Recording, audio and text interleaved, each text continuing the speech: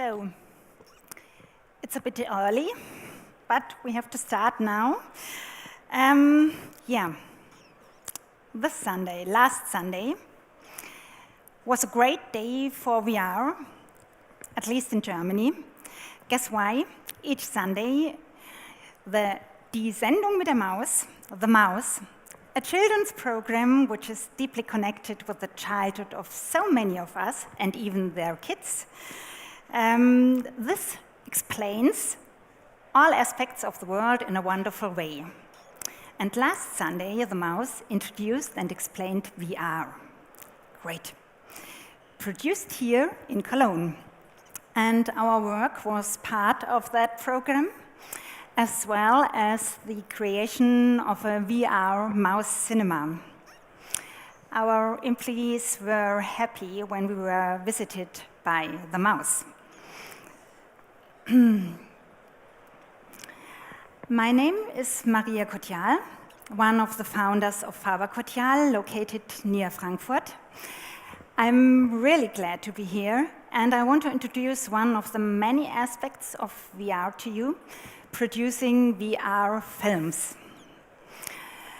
That's our passion. Our way has been instructive so far, and we are going to take quite a few risks at the moment, dealing with 2 own serial film VR projects and looking for partners, investors, and distribution possibilities. There's so much to learn, and it's so exciting at the same time. Our work is about presenting grand worlds, which no longer exist or can't be seen in real life. And of course, it's about telling stories. But we are not specialized in live action 360 film. Most of our content is being produced out of the computer. So it's digital. We've been in this business for quite a long time. 20 years ago, me and my husband Jörg, both studying industrial design, there wasn't any possibility to study animation or something like that, founded our VFX company, producing photorealistic 3D animations, matte paintings, visual effects, all you need to produce great films. We mainly work for national public service broadcasters, for example, ZDF's Terra X, as mentioned, or Smithsonian Channel, and so on, and also for grand exhibitions. Please let me show at least an excerpt of our normal work, but I guess I can show the complete trailer this time because we are quite early. So let's start.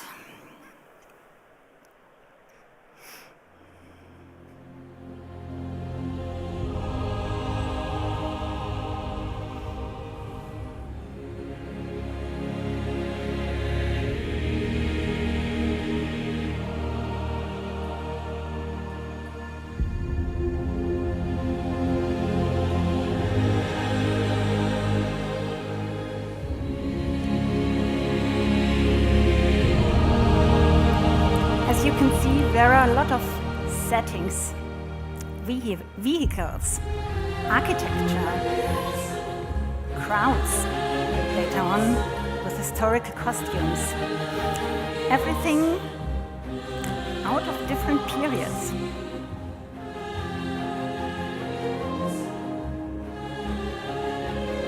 Rome with the Colosseum, Forum Romanum, within Rome.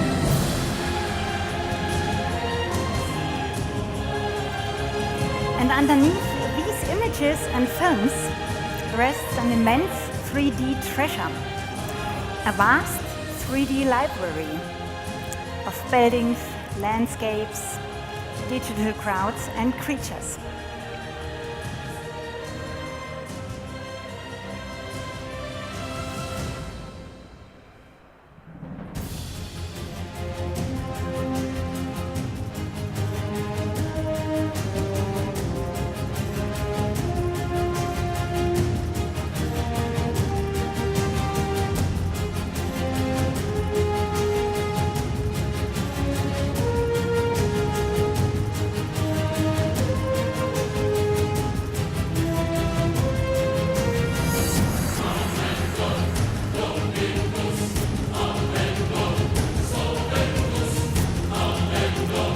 always longed for being in this world.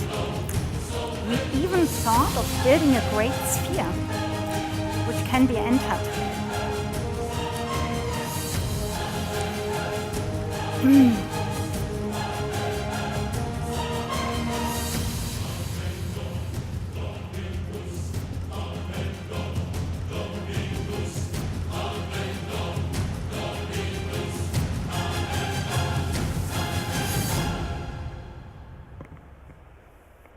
So, again, this is a great 3D treasure. What can we do with that? Everything changed with the launch of Oculus. Like so many, we had found our medium. We knew that we wanted to produce VR directly out of the computer. Our worlds were just in there. But no real time, not the interactive way. Instead, we decided to pre-render all videos and to do the complete post-production part in the computer before we render the images. So that's the business we know, and therefore we can focus on convincing results. We wanted to produce perfect photorealistic VR images and films.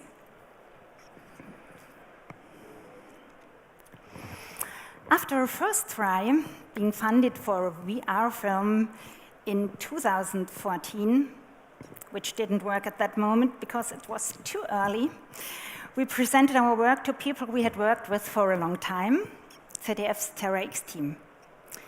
Yeah, and they were thrilled. Our first VR project could start, Volcanoes. And we learned a lot. For example, white landscapes are often deadly boring in VR. There's still an insufficient hardware resolution. But yeah, all is digital, let's change the setting and insert elements in close proximity. They are extremely important, even better, moving foreground elements like birds. This is one out of countless improvements we did. It sounds easy, but it has been a long journey until we were satisfied with the outcome. We wanted to be even more adventurous. On top of just looking around, we were also experimenting with limited interactivity. Some of you know perhaps KR Pano, dealing with interactive hotspots, inserting more information. We experimented with that. Everything was new at that time. At the end, the VR film and the components were completed, but there was still so much to do with all the different compressions for the different devices and the browsers. Loads of complications due to this limited interactivity. Guess many know what I mean. But our belief in VR has been confirmed, as you can see, in a great way for all participants. And the next VR project started soon. Gladiators. This time, the project was planned from the beginning as a pure VR film, no added mini interactivity. Meanwhile, Volcanoes is only used as a pure VR film. For this project, we wanted to work with live actors who would be integrated into the virtual space in order to reach the highest quality without distortion, even in close proximity. And this is a problem, perhaps you know this. We developed our own camera system.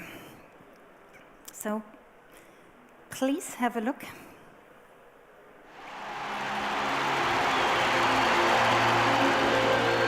Do you hear the screaming? Slaughter. Strike him down. Give him the sword. They want to see blood. Except the people in the foreground, everything is digital. Even the people in the background were digital crowds. Gladiators are top athletes. Well trained. well-equipped. But death is their constant companion.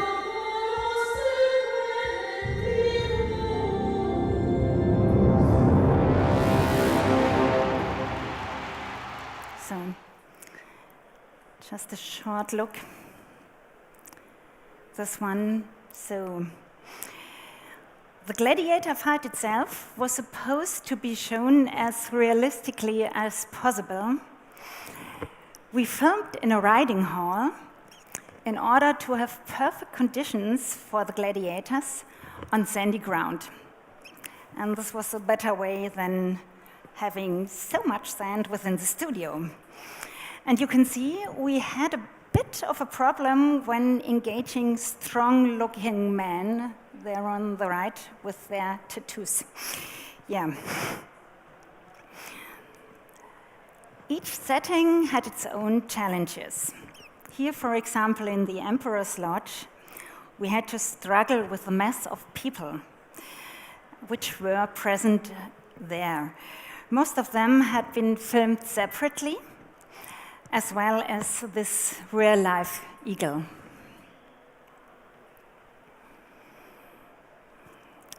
In the studio, we recreated the exact setting of the virtual 3D Emperor's Lodge by using adjusted platforms and marking the single positions. The perspective has to be exactly the same in our virtual world and in the real one. It has to fit perfectly.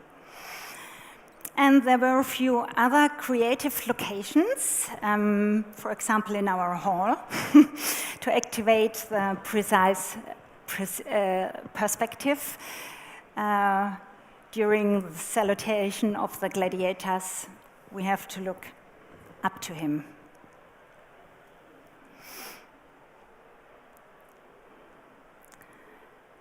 And here you can see the combination. The single film digital people, in live action people in combination with the digital surrounding.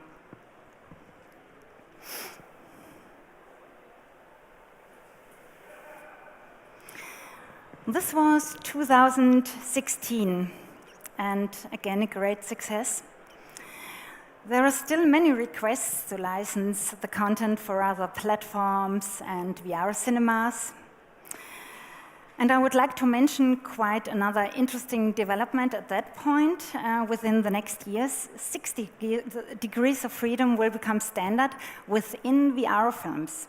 When you bend forwards or to the side, you will get the right perspective, even in VR film, but you still want to have the possibility to walk. Bad news concerning the amount of data. It will be huge. Good news for the VR film users. You are within a film and it feels quite realistic. And of course, I have to introduce this project because it takes place in Cologne. A trip in time next to Cologne Cathedral. This time, our client was public broadcaster WDR. Apart from the VR app, the time travel could also be seen on Facebook, and people love it. I guess especially Coloners. And again, a short trailer.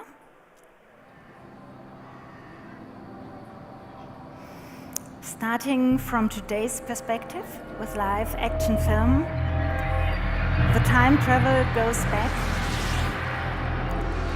to the time after World War II. The cathedral is still completely intact, in between Stille ruins. ist mir unheimlich. Ich erkenne meine Stadt kaum wieder. Alles nur noch Trümmer.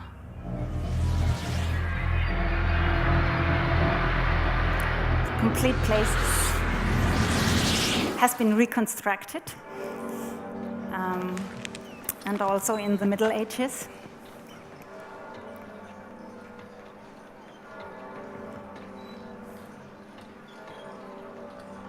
Die Glocken läuten vom Südturm.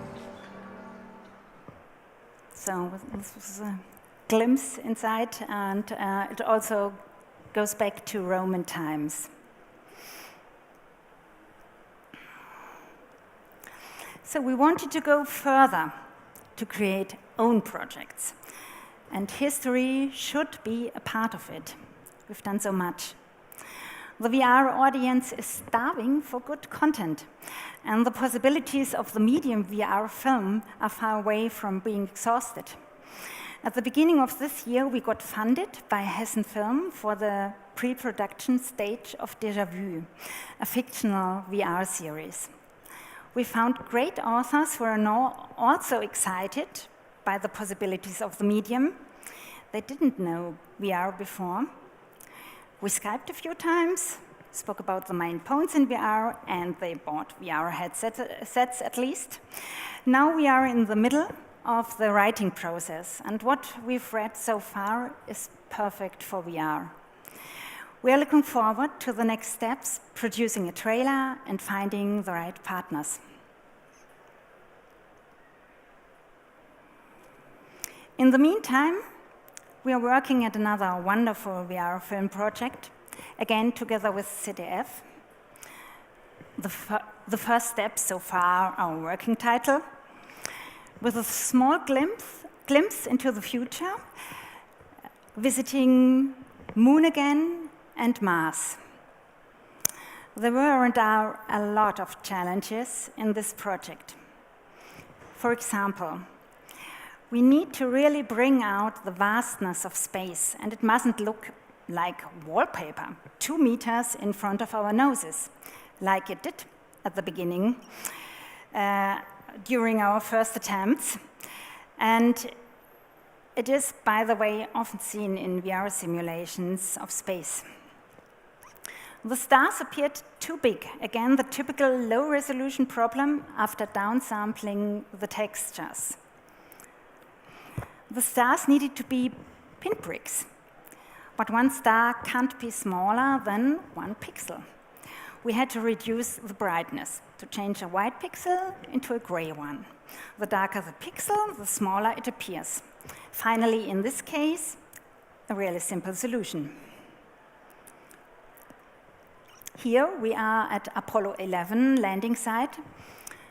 The flag has fallen over during the launch of the lander in 1969 and has also been covered in dust during the launch. Another challenging example of this project is the texture of the ground. We normally wanted to use the astronaut's position, standing on the ground, looking around, but that's really close to the camera. The resolution of the available images of ESA and NASA was simply not high enough. We had to create the closer surroundings by ourselves, so again, digitally. 2 out of 100 challenges within these projects. So we are actually quite good at estimating the needed time for animations. But whatever estimate you come up for a VR project, you'd better double it. There are so many obstacles you don't expect at the beginning.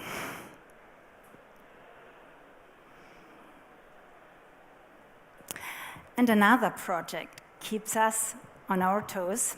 Our second one, VR series, and our own VR series, Follow Me, which has reached a more advanced stage. Together with our special guide, Mario, we will visit historical places. Do you remember the treasures, the 3D library I've mentioned at the beginning?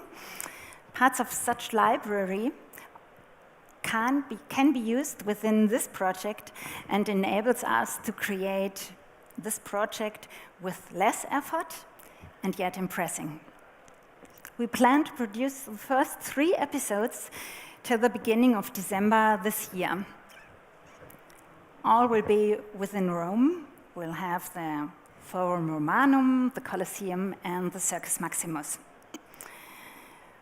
We take each opportunity to present a follow me shortcut and have prepared a questionnaire that people reply to after watching it, and the results are promising, thank God.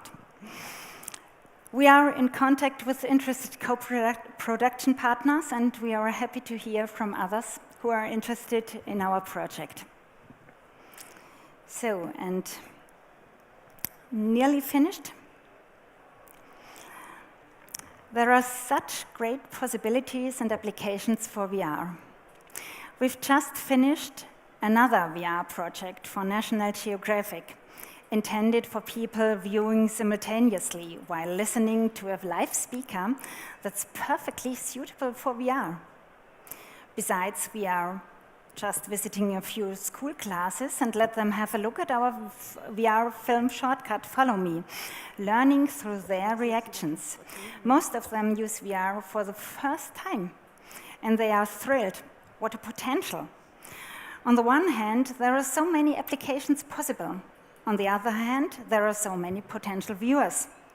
We, the VR film companies, have to create great content to bring together both sides. And each new project is pioneering work. Finally, let me cite an elderly producer, his wife, resting near our booth at the Berlinale. To kill the time, he thought he could have a look through the glasses.